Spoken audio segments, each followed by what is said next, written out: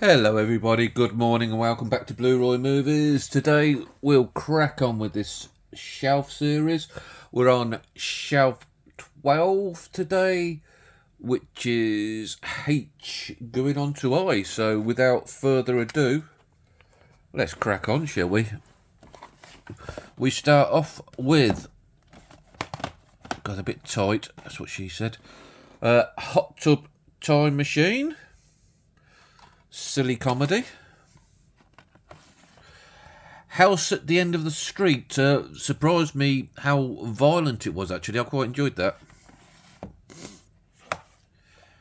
House of Gucci, Ridley Scott. I've not got round to that one yet, but I do really like Lady Gaga, so I think I will enjoy that. How Green Was My Valley, Walter Pidgeon, Maureen O'Hara, brilliant John Ford classic. How I Spent My Summer Vacation. Watched this recently. If you'd seen my weekly watches, you'd have seen.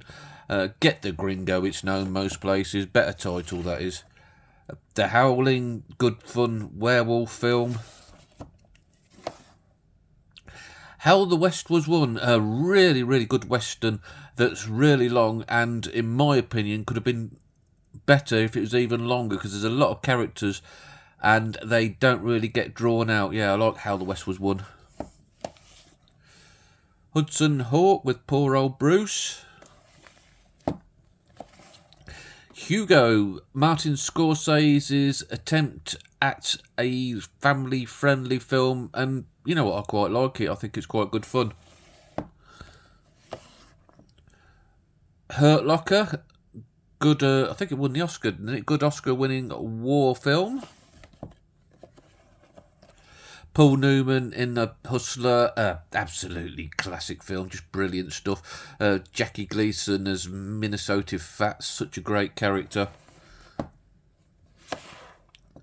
I Am Legend, zombie stuff with Will Smith.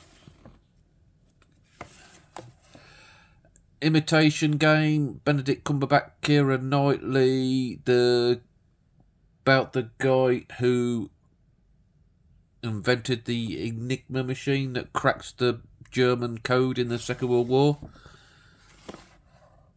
Imperium, Daniel Radcliffe, Toni Collette. Daniel Radcliffe, I think from memory, I've seen it a long time ago. He's a policeman and he sort of goes undercover to expose this neo-Nazi right-wing group in America. The Impossible, really heartbreaking stuff, all set around the tsunami that struck Asia on Boxing Day quite a good number of years ago now.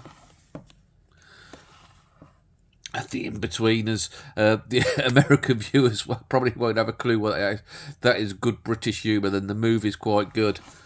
The In-Betweeners movie 2, not quite as good, but it's still a laugh, you know. In Bruges, a real favourite of mine, so quotable, the dialogue in it is fantastic. Inception, I think that was a bit clever for your humble narrator. The Incredible Hulk, Edward Norton is the Hulk in this one, one of the earlier MCU films. The Independence Day 4K, just a brilliant, bombastic, huge, don't take it too seriously sci-fi film. Yeah, a film you could probably just stick on over and over again. And the not-so-good sequel, Independence Day Resurgence, but you know what, I didn't mind it. I thought it was alright, it's throwaway, but I didn't think it was as terrible as everybody said.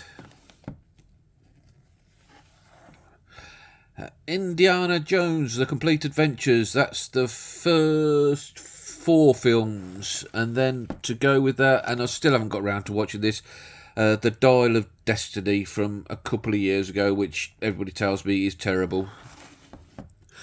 But I'm a collector, so I had to have it to go with that. In Fabric, I saw this recently, Peter Strickland director. Yeah, very, very weird. A bit too weird for my taste, that one. Inferno, again, another one I haven't got round to. Part of that trilogy with Tom Hanks. Yeah, I can't remember whether this is a middle one or the last one. I want to say it's the third one of the three. Inglourious Bastards 4K, my favourite Tarantino film. I think it's brilliant. Just scene after scene of brilliance. Inherent Vice, not the best Paul Thomas Anderson. It's okay. Inner Space, I want to say Joe Dante. Yeah, it's alright. It's nothing special. This is special, though. In the Heat of the Night, a racially charged cop film that is just awesome. Yeah, watch that if you haven't seen it. Inside Llewyn Davis. You know, I always wanted to say Llewellyn Davis, but it's Llewyn Davis, isn't it? Oscar Isaac, yeah, brilliantly acted. Again, one that I watched recently, and I quite enjoyed it. Inside Man, a good bank robbery film. Denzel, Clive Owen, Jodie Foster. In the Line of Fire, long time since I watched this Clint Eastwood film, but I remember enjoying it very much. I think James sent me over this foreign Blu-ray, so thanks for that, James. The International, Clive Owen and Naomi Watts, I think the second film she's in on this shelf. A decent thriller, yeah, conspiracy film, yeah, good stuff. Interstellar, another Nolan film I've only seen once, but I remember enjoying it, so I must give that a rewatch, because I remember I did really enjoy it. It got a bit daft towards the end with the bookshelves and that, but yeah, apart from that, it was quite good. Interview with a Vampire, Tom Cruise as the vampire, Brad Pitt, Antonio Banderas, Christian Slater, Stephen Ray, yeah, good cast, decent film. In The Electric Mist, one I haven't got round to yet, heard it's not too good. Into the Storm, pretty throwaway disaster films, but it's alright. I, Robot, Will Smith, about IA, artificial intelligence and it overtaking. There's a few films on that subject, but this is one of the better ones, quite good fun. Then we come on to the Iron Mans, Iron Man, Iron Man 2, Iron Man 3. Yeah, they're alright. I Saw the Devil, a brilliant, brutal Korean film about this guy who his girlfriend gets killed by a serial killer and he's a policeman, so he then decides he'll capture him. And then he captures the killer and tortures him, then sets him free and keeps doing that over and over again. Yeah, brutal stuff, but good. The Island, Ewan McGregor, Scarlett Johansson, Michael Bay film, I think. Yes, decent stuff. What wasn't so decent was The Island with Michael Caine. Gosh, a weird film this was. I spoke about this a few times. But you know what, it stayed in the collection because I could see myself going back to it at one day. It's the remake, the first part. I enjoyed that, as I did part 2, which everybody says weren't so good, but I liked it. You're only supposed to blow the bloody doors off. Terrible impression, but a brilliant film.